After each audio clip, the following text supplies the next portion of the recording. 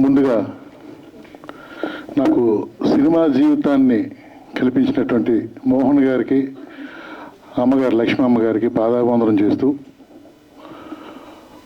ఈ రోజున ఇలా నేను మీ ముందు మాట్లాడుతున్నా అంటే కారణం దానికి అమ్మగారు ఎయిటర్ మోహన్ గారే.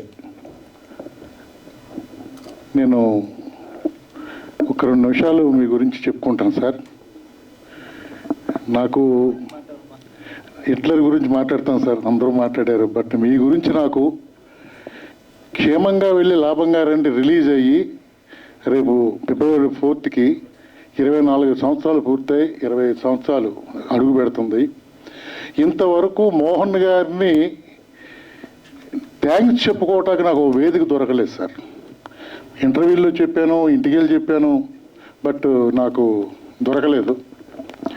నాకు ఆయన ఒకసారి నన్ను మీ నాన్నగారు ఉన్నారా అని అడిగారు. ఎందుకంటే ఎప్పుడు అమ్మ గురించే చెప్పేవాడిని అంట. ఎప్పుడు మీ అమ్మ గురించే చెప్తున్నావు, మీ నాన్నగారు లేరా ఉన్నారు, మరి నాన్న గురించి ఎప్పుడు చెప్పవేంటాయా అంటే, ఓహో అప్పుడు తెలిసిన నాన్న గురించి కూడా చెప్పాలని నాకు. నేను మోహన్ గారు పరిచయం అవ్వకముందు 5 సంవత్సరాలు మా ఇండస్ట్రీలో ఉన్నాను.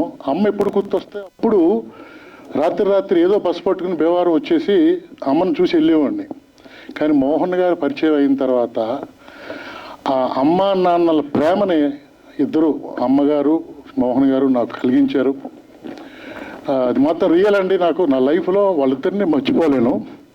చాలా తన ఇంటి పెద్ద కొడుకు కింద పెంచారండి వాళ్ళు.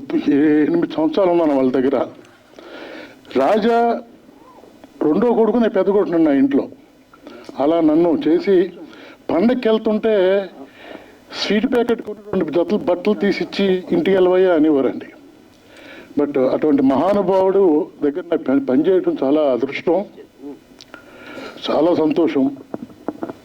అలాగే హిట్లర్ సినిమా ఆయన దగ్గర కనుక నేను లేకపోతే, నేను చిరంజీవి గారి ఫ్యాన్ అండి.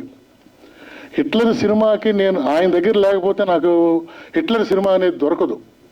ఒక లెజెండ్ చిరంజీవి గారితో వర్క్ చేసే అదృష్టం నాకు ఆయన కల్పించటం, అలాగే సుబ్బయ్య గారి దగ్గర పనిచేసే అదృష్టం కూడా కల్పించడం నాకు, మీ ఇద్దరికి గురుగారు మీకు కూడా నాకు మీ దగ్గర పనిచేసే అదృష్టాన్ని కలగజేశారు.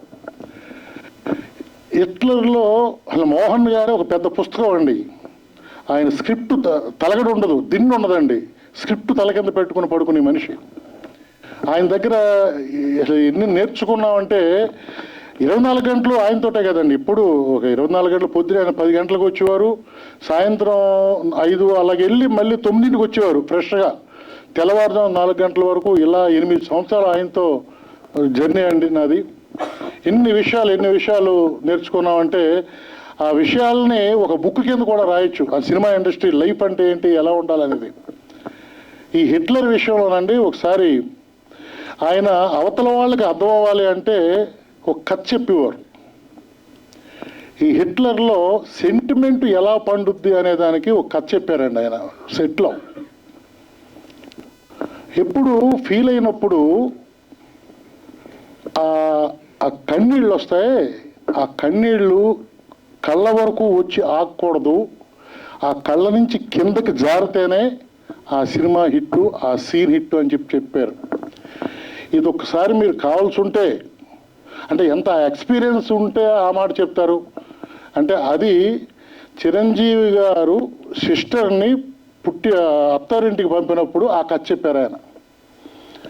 చిరంజీవి గారు కాదు, ఆ క్యారెక్టర్ ఏదైనప్పటికీ కూడా ఆ చెల్లెలు కనపడాలి, క్యారెక్టర్ కనిపించాలి అంటే ప్రతి దానికి ఆయనకు ఒక ఎగ్జాంపుల్ ఉండేది.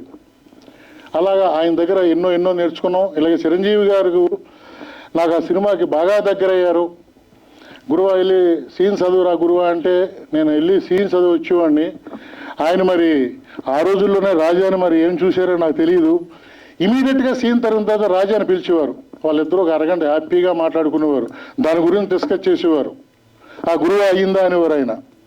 అప్పుడు ఆయన వచ్చి ఏం కావాలో వాళ్ళిద్దరూ మాట్లాడుకునేవారు.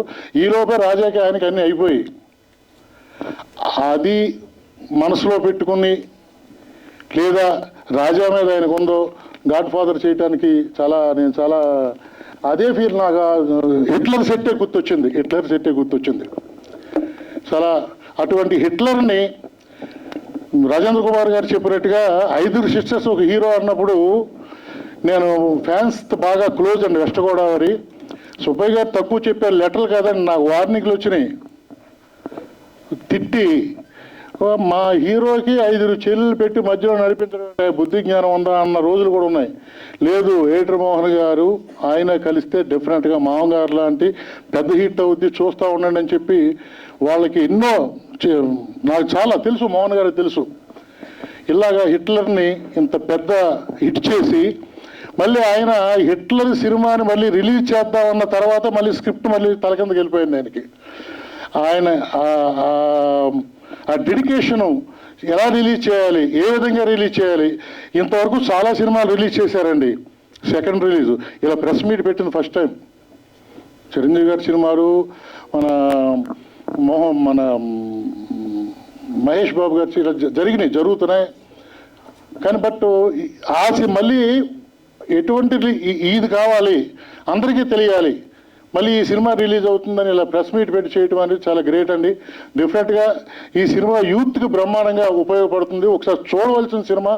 ఒక మొరాలిటీసు, ఎథిక్సు, ఫ్యామిలీ అంటే ఏంటి, ఫ్యామిలీలో ఎలా ఉంటుంది అని అన్నీ మర్చిపోతున్న ఈ రోజుల్లో మళ్ళీ మోహన్ గారు ఈ సినిమాని ముందుకు తీసుకొచ్చి రిలీజ్ చేయటం అనేది చాలా చాలా చాలా సంతోషం. డెఫినెట్గా యూత్ డెఫినెట్గా చూడవలసిన సినిమా. యూత్కి కావాల్సిన సాంగ్స్ ఉన్నాయి,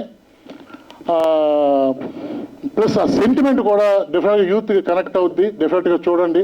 రెండోది ఏంటంటే మోహన్ గారు క్వాలిటీ విషయంలో ఒక ఎగ్జాంపుల్ చెప్పాలి. ఒక సాంగ్ చేశారు ఆయన కూర్చుందా కోటి గారు మర్చిపోయారు.